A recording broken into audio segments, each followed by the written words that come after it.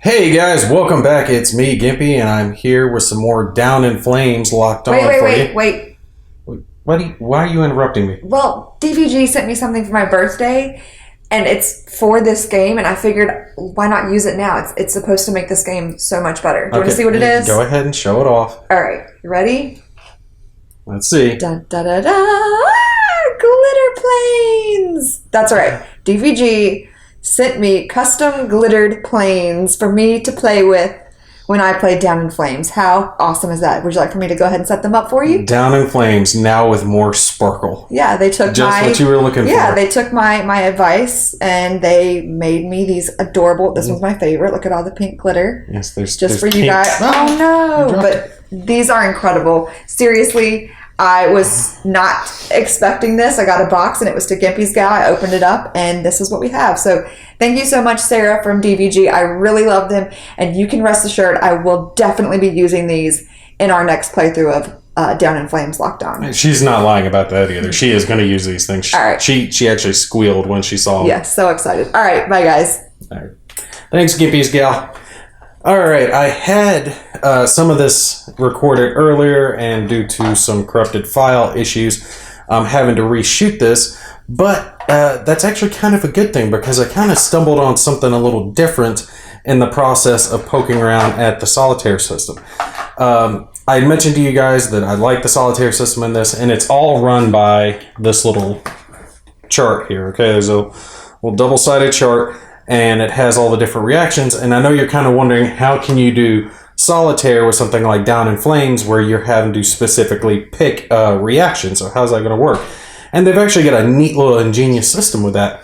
Now, something I didn't get to do is play the previous Down in Flames. Down in Flames, Aces High. I think there were some expansions for it. I actually didn't play those games, but I like the idea of having guns only. So I decided to try the 1953 campaign, the Korea campaign, to see how some of those planes work, because some of those, like the ones that I have laid out here, are guns only. And a lot of them, they start, they tell you to start at medium altitude and already at gun range. I don't think the ones that I was looking at when I chose these planes actually start at that, but we're going to start at gun range just to save a little time on it. But it was a really intense game because I was trying the solo system out, and by just having it be guns alone, not having any, sorry, my dog's shaking in the background, not having any missiles to worry about, it was still an intense, neat little game.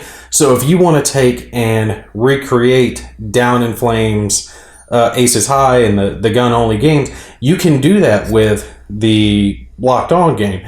Now, I know the difference in the other one was that the planes could take so many hits. Like some of them, I remember they could take 3 hits and they flip over and they would be damaged with reduced stats, and they could take so many more hits.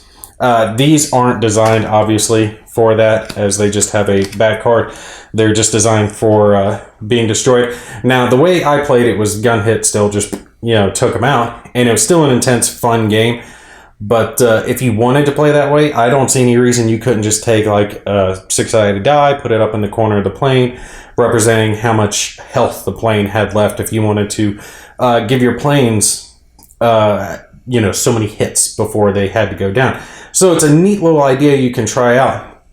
So I decided in my playthrough here that I'm going to show you guys of the Solitaire system, I'm going to do a guns-only playthrough. So you're not going to see any missiles, but I'm mainly doing this to show off the Solitaire system and how well it actually works in reacting to you, and show you that you can do guns only too if you would like to and still have a fun game with it.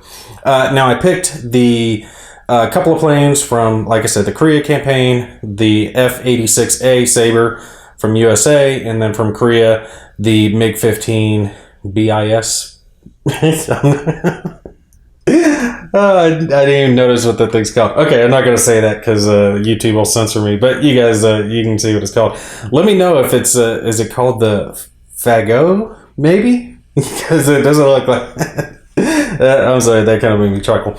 Now, similar to the way that we played it when we did the little live playthrough, I'm going to take and have the duplicate cards up here above the actual displays, so the displays can stay here and consistently show the stats, while these will be used to turn and show that. And then I've got the dice tray here so you can see what the dice rolls are, because when it comes to the solitaire game, it's all about the dice rolls determining, oh, the AI plane is going to be obviously the Korea. They are all determined by how many cards they have in their hand. You can see the MiG has a performance rating of 4, so it'll have at max 4 cards in its hand, but it has a little more thrust. It can draw a couple of cards at the beginning and the end of its turn, while the F-86 can only draw 1, but it can have 6 cards in its hand. So a little more overall power, but a little less thrust to get there. A little more thrust, a little less overall power. So kind of balances out. No electronic warfare to worry about, no gun rating to worry about, no afterburners to worry about, and speed is actually the same. So there's no speed to worry about either. But like I was saying with the AI system, all of it is basically based off of how many cards the AI has in its hand. And what cards the AI has in its hand doesn't matter. So you're going to keep these actually turned face down, but you're still going to be playing your cards normally during the turn. So I've got them started neutral here, medium altitude, and at gun range. Like I said, now you can do a starting altitude roll here and then get into the rest of the aspects. It'll do its draw and discard phase as normal, and there is a thing here, a little chart for if afterburners are going to be turned on, and it's got modifiers depending on how many afterburners are there, how many cards it's holding, and then whether the enemy aircraft has heat-seeking missiles. If it does, it's less likely to turn on afterburners because you get a bonus there. And then you're going to do your altitude roll. Any potential speed maneuvering will be handled here. And then it's going to either play cards for position, and that's where you're looking at this chart, or if you are in, and see, I can just take the missiles here in the center, but we can take and look here at the gun. But if you're in the gun envelope, which you will be in neutral, advantaged, or tailing, then you're going to be rolling here to see what's going to happen. And always when you're playing a card in reaction, so whatever I do, if I try to gain position, if I try to fire on them, if I try to do whatever, they're always looking for playing a card on reaction of a 9+, but they get +1 per card in their hand, or if it's a missile's hand, you're getting +1 for that, and it's a +2 as well if they will be destroyed. So if this is a gun hit to potentially destroy them, they're more likely to take and roll or play a card in reaction. Now, let's just say, for example's sake, I've played a card and it's going to cause a gun hit to destroy the enemy MiG. They've got 4 cards in their hand. I've got their little hand sitting up here. That means they're going to have a +6 on their roll in reaction. Okay, so they're only going to need to roll a 3 or higher to take and play a card. And when they play a card, you're simply going to take a card from their hand and set it out. Doesn't matter what the card is, you're just setting it there. But then you're going to look down at this chart, and that's going to tell you what card they're playing. All right, so we would be playing guns at that point, and you would roll again, and this would tell you what card they played, and then you would react to that. So if I rolled a 1 to 3, they would have played a break card to react to me, and then I could react to the break card, and it'd go back and forth, and they're less likely each time to react because they've got less cards in their hand. It's actually a really ingenious system. I was really pleased with it and having a good time playing guns only. I know it's kind of strange, but to me that kind of shows there's a game within a game. Plus you could use this if you have the old Down in Flames. You could use this solitaire chart with the guns only here, boom, to take and handle it. Maybe a few small tweaks to it, because I know that had it was the burst rules for that game. Some of the videos I had watched on it having to do with positioning and burst and how many cards and everything. Now, bursts are not in this game since missiles are being used in everything else. But I'm sure with a few minor tweaks, you can make this solitaire chart work with that game. But let's take and play a little bit and show you guys how this is going to work. Now, since they have the same electronic warfare rating, I'm just going to roll a die to see which one of us is going to go first. 1 to 5, it'll be me. 6 to 10, it'll be the MiG. So let's see who's going to go. All right, so I'm going to go first. Now, I am going to actually look at my cards. Let me look at them for a second. I'll decide what I'm going to do.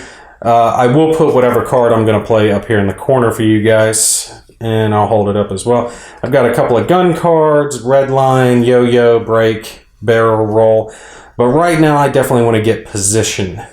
Since we're already at range, let's see, where are we going to go? Where are we going to go? Where are we going to go? Let's see. It looks like red line's the only one that's going to get me in a good position. So let's try that. Now, I'm telling you guys now, I'm not like an expert at this game. I'm like, ooh, yeah, play this card. This is your absolute best card to play in this situation. Yeah, I just play whatever. So red line here gives me 2 positioning. So I am playing that in an attempt to get tailing on this guy. Okay, get flung around to his ass end. Now, we are going to see if he's going to react. Since this is not going to destroy him, he's not going to get that +2, but he will get a +4 on his roll, which means he needs a 5 or higher to get a 9+ to take and play a card in defense of me. So let me put that right there. Let's roll this. 1 to 4, he's not going to play a card, and I will have position. Hopefully we 1 to 4. 4! That's what I'm talking about, big dog. All right, I got position. This is good. I might kill him right off the bat, and if I do, we'll take and play through another one with him. Okay, so now I am tailing and have position. I'm all good. So let's take, and I don't want to play too many cards because I only get to draw 1 card at the beginning and at the end, and I need to save some cards to try to fight him as well and maintain my position and altitude range and all that good stuff, because there's a chance he might try to dip or climb on me on the next one. So if I play guns, I'm in my best position. I'm right behind him, which means I have to discard 1. Which one do we want to discard? Probably the one that responds to the least amount of stuff. That responds to guns. That responds to guns. Okay. Yo-yo does not respond to guns, so I'll keep the other 2. We will play that. Discard that one. That only leaves me a few. So now we are attempting to kill him. And this roll essentially determines whether or not he has a card to play to respond to my guns. So since this will destroy him, he's still got... Oh, wait. I forgot to pull a... Oh, he did not play a card. Excuse me. So he's still got 4, and he has a +2 since this will kill him. Okay? So right here, +1 per card. He's got 4 cards in his hand. And +2 for the destroyed, because he will be destroyed from the gun hit. So he's getting a +6. So a 1, 2, 3... Well, no. 3 + 6 is 9. So if 1 or 2, I'll destroy him. Anything else, he's going to take and play a card, and then I'm going to have to battle that. So let's see what happens. 2. You gotta be kidding me. Okay, I destroyed him on my first round. Let's say that roll was actually just to make this a little easier. Oh, he rolled an 8. Look at that. Oh, he played a card. Okay, like I said, I just take and set a card to the side. Now, to determine, and again, I'm just changing this to have the game go on a little farther so you guys can see what I'm talking about. To determine what he played, we're going to look at guns, and we're going to roll a d10, and it's going to show me what card he played in reference to me. So, he played 9. 9 is red line. Okay, so that card represents red line for him. Let's see if I have something that can respond to red line. Oh, tell me I do. I don't. No. Do I not? No. I really don't know. Okay. I don't have anything to respond to that, so both of those cards get discarded. He was the last one to play one. He's still alive. Again, we know that I actually destroyed him, but I didn't want it to end that quickly. I need to show you guys some of the game. So he's still got 3 cards left, and I've got 3 cards left. Now I'm looking at this, and I've got guns in my hand again. I'm still tailing on him, and a couple more cards. Now, I could make another attempt to attack him, but if I do and I fail, then I'm going to have barely any cards in my hand to defend against him on the next round. So let's say I pass so you guys can kind of see how the enemy plane is going to take and react. So I take and end my turn at this point. I draw my one standard card. Let's see what I got. Barrel roll. Cool. And okay. I was looking to see if it would respond to red line. It would. Now, I'm still doing good. I'm tailing this little bugger. I'm on him. Now, we're going to look at what he's going to do. And since we don't have to worry about afterburners, we're going to do our draw first. He can only draw one card. Again, that's just going to be added to his stack of cards. All right, his performance rating being a 4. He can have 4 max. Again, you're not looking at what they are. It doesn't matter. No afterburners to worry about. Now we roll to determine whether or not he's going to take and change his altitude. A 3 or under will be a dive, 4 to 7, no change. 8 plus will be a climb and discarding a card, and draw a card depending. And if the player aircraft is at a higher altitude, +1. If it's at a lower altitude, -1. So it has modifiers for this as well. Let's take and see what we roll here. All right, let's roll real quick and see what we get. All right, since we got a 4, looking at our chart here, we can see that the higher altitude or higher or lower isn't going to matter. We're at the same altitude, so we're going to have no change on our altitude. Now, he's definitely going to be playing for some type of position. He's going to go straight to playing cards. There is no speed difference. We're both at a speed of 1 at this point. So if the Solitaire aircraft is not in any of its weapons envelopes, which it's not because it is not in neutral, advantaged, or tailing position, and has 1 or more cards, play a card and roll. All right. If it's 7 or under, the dash means it's not going to play a card, and basically it ends its turn. It's like it doesn't have a maneuver. Now you're going to take and add +1 again per card that's in its hand, so it's going to be getting a +4. Now it says adjust range, improve position by 1, adjust altitude by 1. The adjust altitude is always going to be by 1, but the range and position are going to be by 1, 2, or 3, depending. And now with this, there's a long explanation in the rulebook about position and range and what it's going to improve first. But the short answer to it is you're going to change for the AI what it has the least amount of moves to do to take and put it in the best possible position. So if right now we're both at the same range, we're at gun range, altitude's there, so we don't have to worry about that. So we obviously know he's going to be going for position, and he's going to just try to swing it back around to neutral, and then potentially advantaged for him at a later point. If the range were farther out, like way out here to AH range, and we were still in this position, it would try to go for position first, because the position is 2 to get it back to a better position versus 3 range, 1, 2, 3 that we'd have to go over here to get into gun range. So that's the way that you can look at it. It's really going to depend on your situation, but keep in mind that the least amount of work that you have to do to get it in the best possible position, basically. So let's roll real quick. We're getting a +4 on it to see what it's going to do. And it got a 5. 5 plus 4 is 9, which means it's going to adjust its range or position by 1. So it is now in disadvantaged position, but that is it for that card. So that is a maneuver card. Now, it played a maneuver. I can react to that maneuver if I wish, just like anything else. And it will use this maneuver chart in the process of responding to me. So let me see if I can respond to it. I got that will respond to maneuvering, that will, and that will respond to guns.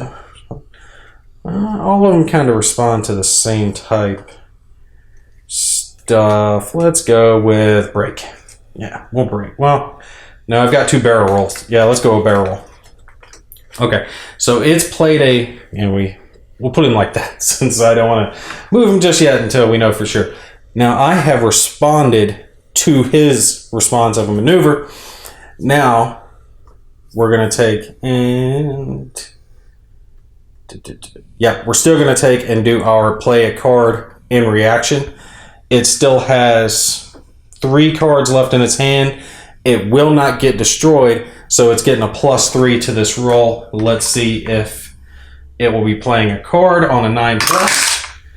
3 + 5 is 8, so no, it will not play it. So that's effectively the AI showing you that my response of barrel roll was too much for it, and it wasn't able to take and respond to me. So, bam, it is done. And then... where's a little chart about it playing cards? Yep. Still going to be looking at it, whether or not it's going to be playing cards +1 per card in the hand, and then you continue going on in that fashion. That's pretty much, choking up on it. That's pretty much it. That's the game. There is a chart here about following on altitude change, because it will potentially do that. Again, modifiers for it. The only other thing that you guys haven't seen is the missile launch, which is handled pretty much the same way that gunfire is going to be handled for the AI as far as everything is concerned. And it just has to do with your modifiers, what you're rolling, plus cards in the hand, and then it has a chart for your missile card hand. Now, it will take and only fire, of course, if it has a missile in the missile's envelope. All right, so if the missile can't fire in neutral, it can only fire in advantaged or tailing, then it'll only fire in that situation. And then you'll play going back and forth. I gotta say, my big thing for the Solitaire system is this play a card in reaction, and then what card, your second roll here to determine. And there are dashes here, all right? So these dashes actually represent a second chance for no card to be played. And if you roll one of those, you take the card, the face down card that the AI played, and you put it back in its hand, and it's effectively like it failed this initial roll. So there's a lot of variability to it, and it can respond to anything that you do. No matter what card that you're playing, it can respond to it as if, you know, playing with someone else. Now, of course, a randomized chart is not going to take and play as well as a actual person would. I mean, that's understandable. But is there a game here that can be fun to be played solo? Abso-freaking-lutely. Let me show you guys one more thing that's here in the box that we'll talk about, and we'll cut this. Find it. I should have pulled this out earlier. My apologies. Let's grab it. Here we go. All right. This was the campaign chart that I was looking at, and you guys can see it goes 1, 2, 3, 4, 5, and it tells you what planes are involved. I think it's really cool that it actually has Yak 9s and the Corsair in here. So yeah, the preview of Corsair later right here, down in flames. It's awesome. But if you want to play this campaign, like you could do a fight here, 1 F4U Corsair versus 2 Yak 9s. And then it has potential special skills that can be assigned to the pilots and victory points. You can pick a side and have the AI represented by this chart and play through it. This is actually where I got the planes that I'm using here, which was this one's actually 2 MiGs and 2 F-86s fighting. I just went with one of each. But there are rules in the rulebook for multiple planes fighting each other.